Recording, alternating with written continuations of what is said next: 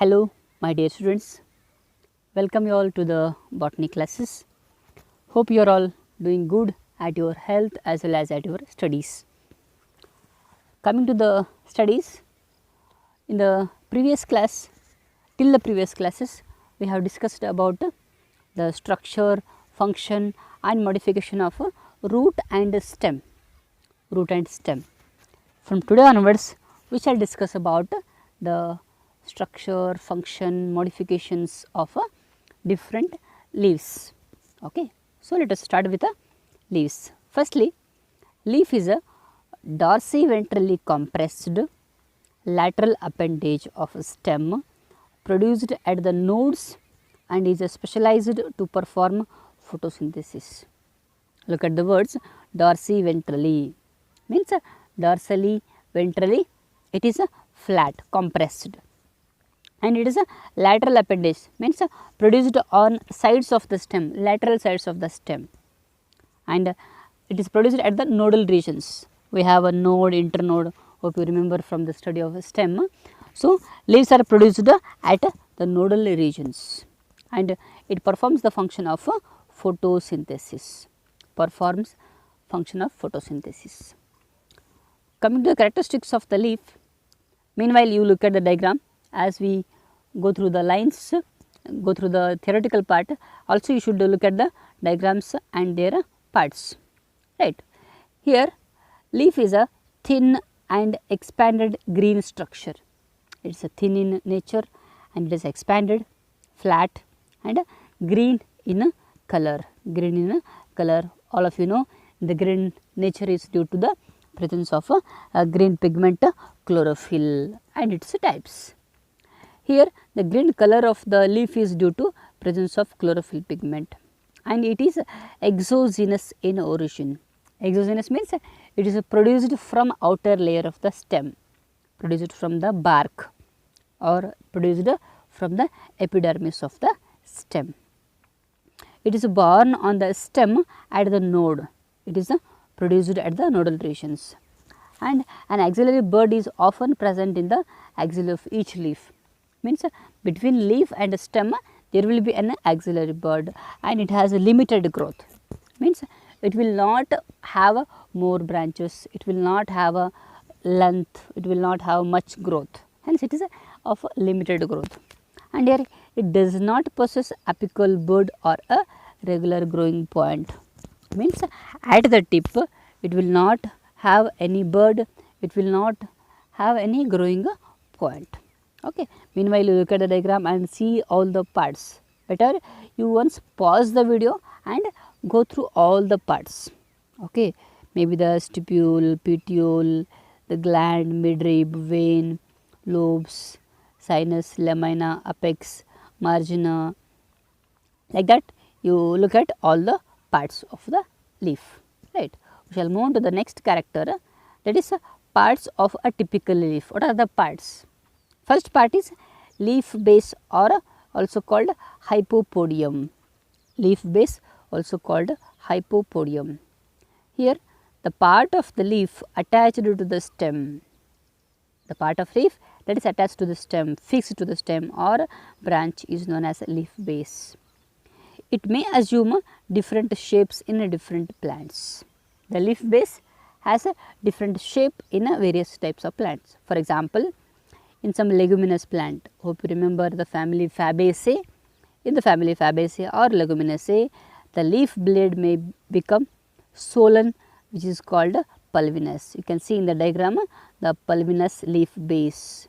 The leaf base is swollen, which is called pulvinous leaf base. Let's clearly look at the diagram that has been observed in dicot plants, mainly in the family Fabaceae. Also in the mango also it is seen. Next type, in monocots the leaf base expands into a sheath. You can see in the diagram the leaf base expands into a sheath or covering. Okay. Hence it is called a sheathy leaf base or sheath. You can see in this diagram, lower left diagram, it is called a sheath or sheathing leaf base in case of monocots.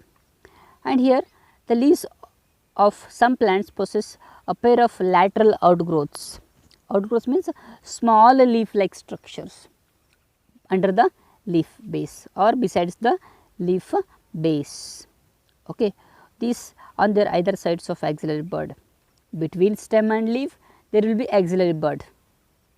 On either sides of the axillary bud there will be small outgrowths, leaf like structures which are called stipules. You can see in this diagram on this lateral side this leaf like appendage produced on other outer side, it is called a stipule. You can see here this is the stem, this is the leaf, between this is the leaf axillary bud, and this is called stipule. And here if the leaf contains the stipule, the leaf is called stipulate. If the leaf do not contain stipule, it is called ex-stipulate. Remember, leaf with stipule, stipulate leaf. Leaf without stipule, ex-stipulate leaves. Right. And stipules are usually green in color. The main function of stipules are to protect the bud and carry out photosynthesis. The stipules being present on outer side, other side, lateral side, they protect the axillary bud present between a leaf and the stem. Okay. That is the about the leaf base or the hypopodium. Next we shall move on to the petiole, also called a mesopodium. Petiole or a mesopodium. Petiole is the part of the leaf connecting the lamina with the branch or the stem. You can see this is the branch in the diagram, this is the lamina, the connecting part is called petiole, the stack of the leaf. Petiole also known as a stack of the leaf, that is called petiole. Okay. And the leaves that possess petiole, they are called petiolate. If the leaf contains petiole, it is called petiolate. If the leaf do not contain petiole, it is called sessile. Leaf with petiole, petiolate. Leaf without petiole, sessile. And here the petiole is usually cylindrical in nature, but may be hollow. In most of the cases, petiole is cylindrical, solid, means do not have any space inside. But you have seen the papaya leaf, the petiole is hollow, having a tube like structure, tubular, in case of a papaya. Right. And here the function of the petiole is to raise the lamina, to expose to it to more light and air to help in a conduction. Means as the leaf perform photosynthesis, it receives the light. To receive light, it has to be exposed. So, for exposure, the leaf should be raised up. That is done by leaf petiole. Okay. Next part is a lamina, also called as a epipodium. Lamina, epipodium. Here, this is the largest, most important green and flattened part. Largest part, green part, flattened part, and it plays a great role in photosynthesis. That is a preparation of the food by using water, mineral, carbon dioxide, etc.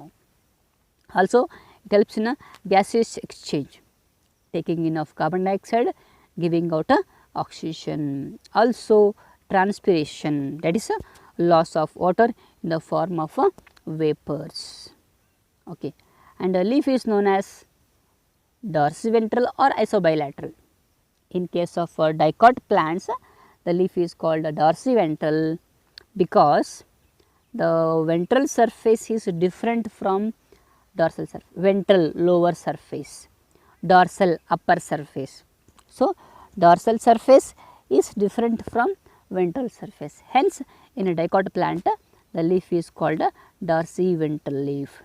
But in case of monocot, it is called isobilateral because it is a similar faces, means it is having the dorsal, ventral both same faces.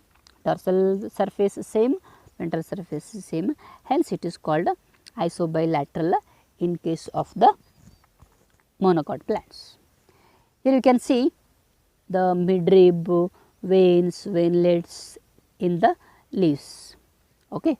So, the arrangement of the midrib, veins and veinlets is called a venation. Okay. We shall now see the venation and its types. Okay. Leaf venation, the arrangement of veins and veinlets, not only veins and veinlets, it is also the arrangement of midrib, veins and veinlets, all three parts together, it is called a venation. You can see clearly in the diagram, there are two types of venation, one is reticulate and the other one is a parallel. The veins are in fact the conducting strands of lamina, means in the lamina the veins conduct water, they conduct minerals, they conduct salts and also they form the structural framework, means they hold the lamina tightly, they hold the lamina flat, they hold the lamina exposed. Okay. So, broadly there are two types, that is reticulate venation, also parallel venation. We shall see reticulate, parallel in detail, what they are, how they are. First one, reticulate venation. When the vein and veinlets form a network, you can see in the diagram, it is forming a network. The midrib, it is the midrib, the small veins and the small veinlets, they are forming a network like structure.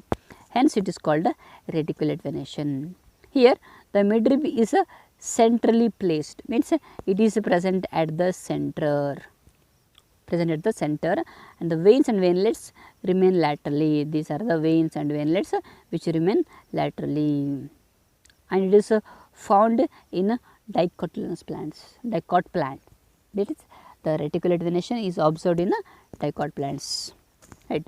Here, on the basis of number of midrib veins, there are two types of reticulate venation. Okay.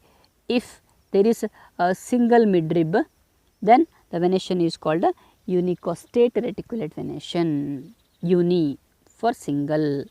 Okay. So, for example, mango leaf has a single midrib, hence it is called a unicostate. Multicostate with two or more prominent veins, you can see in the Digipas plant, you can see 1, 2, 3. So, 3 are there. Okay. So, if 2 or more than 2 midribs are present, it is called a multicostate venation. Or here the multicostate may be convergent or divergent, means here the veins, if they are starting from single point, it is called a unicostate. If they are coming towards a single point, it is called a convergent. Okay. That is all about reticulate venation. The last type, next type, that is a parallel venation and its types. In this type of venation, veins in lamina run almost parallel to one another, means the midrib and veins are parallel to one another. It is commonly found in monocotyledonous plants, simply monocots.